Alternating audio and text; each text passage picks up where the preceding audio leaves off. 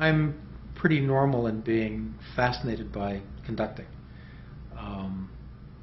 Not really wanting to do it, but not really feeling like I understand what it's like, even though I've been in conducted orchestras and have talked to a lot of conductors. Sometimes I think it would help musicians if they had half an hour in front of their orchestra just to understand that it's not as easy as what it seems like when you're conducting Beethoven at home with the record. Or the music director half an hour in the back of the viola section. That, you know, would help too. and actually I think it has been helpful to some conductors. And, you know, you mentioned Mazel, but Detroit, for example, spent years in the back of the Suisse Romand viola section. Monsieur was a violist. And I still don't really know what. I'm not even convinced that most conductors really understand what they're doing. Which is not to say they're not doing it well, but there's an element of which is really beyond technique. I mean, it's, if anything would convince me that there was such a thing as telepathy, it would be conducting. Yeah, it's very hard to analyze what's going on.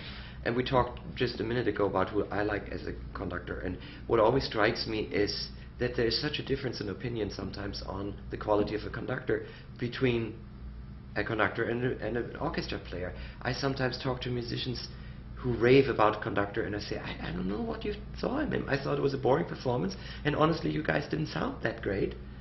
But, you know, the orchestra says, oh, this is the greatest we ever had. And vice versa. I sometimes am incredibly moved by a performance and in tears, and then I talk to some friends in the orchestra, and they say, oh, I didn't like it, it was not clear. You know?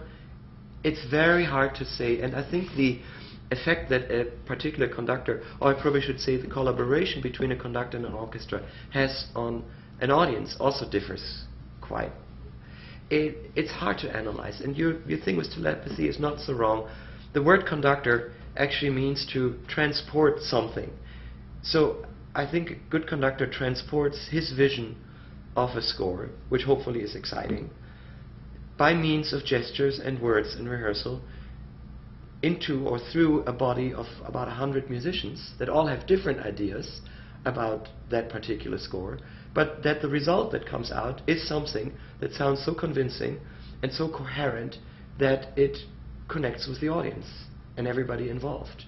And how that is done, a mixture of things you do and say in rehearsal. I'm often amazed when we play a piece for the first time in rehearsal, how much is already communicated just by, you know, the choice of tempo, the gestures, the choice when I want to show you something or when I would just lean back and let you do it by yourself. And then in concert it can be completely different again, because we had a pianist here a couple of weeks ago, Arnaldo Cohen. Yeah, right. And he said something very sweet. I thought, he said, you know, a concert is nothing but an invitation, an appointment with inspiration. It's an appointment with inspiration. And sometimes inspiration is a little late, and sometimes inspiration is on time, and sometimes inspiration doesn't show up. And that's very wise, because that it is. And so the different factors that lead to a concert, and also to a relationship between an orchestra and a conductor, whether it's a one-time guest shot or a frequent guest appearance or a music directorship, is a combination out of these things. And the process of the first meeting, the first rehearsal, the second rehearsal, often harder than the first rehearsal, the concert, and the second concert, which is often much harder than the first, and the second visit, as you know. Right. Often we have guest conductors here who you guys think is the greatest thing since sliced bread for the first time, and he comes for the second time and is, nah. Yep. Why? Yep. You explain me. I can't explain it as badly as you can. Yeah. When things are going well, I mean, we were thinking last night, Tchaikovsky 5, at its best, it begins to feel like chamber music. Although obviously the conductor isn't playing anything, but there is a sense the conductor is responding as much to what's happening as we are to the conductor. Mm-hmm. You know, and that's what's so hard about the relationship, because in one sense, the conductor is very much, I mean, it's very almost kind of plantation-like mentality. The conductor says, do this, and we do it. And yet, when it's working well, it's so much more collaborative than that.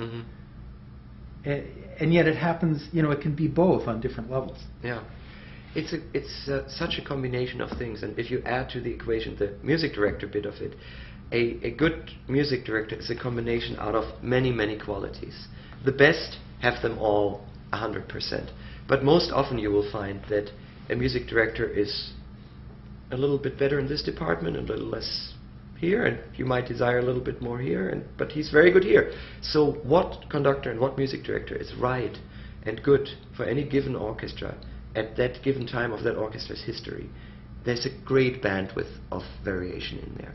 And you mentioned yesterday evening, it was a typical example. We have worked together for 10 years now, so lots of things that we want from each other go without words. It was and a piece, and we've done a fair amount of Tchaikovsky yes, Romantic too. and we have done Tchaikovsky 5 a number of times. So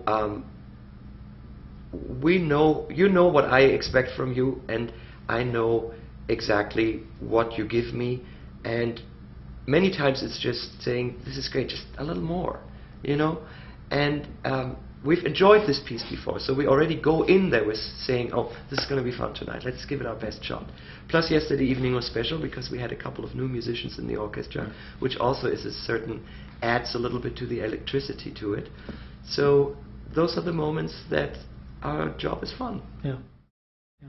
I wanted to talk, and actually it's a good segue into the music director aspect of the business. First of all, it's a commonly held conception, I expect correct, that it's a very different job in Europe than it is in this country.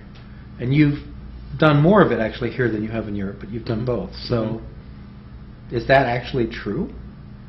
Is that general statement true, or is it more subtle than that? There's a whole chapter of being a music director in America that doesn't exist in Europe, because most European orchestras are state subsidized, so the taxpayer pays for them. There is really no need for fundraising, development. Yes, there is a board of directors, but it is a very different board of directors. Basically, the intendant, which is the executive director, and the Minister of Art and Culture of the city or the state run the show financially. And normally there's not big problems. I mean, I remember when I was music director of Hanover, which was orchestra and opera. Yes, once a year I had lunch with the minister and the intendant, and they said, well, you know, we had statewide cuts, so it's going to be a little less next year. But those variations in funding were not dramatic. They were never on a scale that we had to worry about our existence. And the part that in America the music director has to be involved is, like, you know, having a relationship with the board, going out with the CEO to talk to some corporate sponsors and some individuals, is quite time consuming. It requires skills that are other than conducting, and I quite enjoy them, because the difference on the positive side is that I'm much closer to the audience in America, because I know the people personally who care enough about the orchestra that they give either a tremendous amount of their time and energy as volunteers or board members, or a large amount of their private money to make it work. In Germany or in Europe, the audience was much more an indefinite group for me. I mean, I knew some people because they came up and introduced and we became friendly, but I don't know them because they are physically, mentally, emotionally, financially involved in They're the not orchestra. individuals to you in the same way. Exactly. What impact does that have on programming decisions? I would think intuitively that it would have a fair amount, that there's much less pressure to program pieces that you know people will want to come to hear. And yet, you know, if you look at the European orchestras I've seen, the programming does not look, for the most part, terribly adventuresome. It depends very much where you are. If you are involved with one of the great radio orchestras, it's more adventuresome. If you're in one of the big cities, it can and needs to be more adventuresome, especially if you're in a city that has several orchestras like Berlin or Munich or Hamburg. I tell you what's the important factor. If you cannot be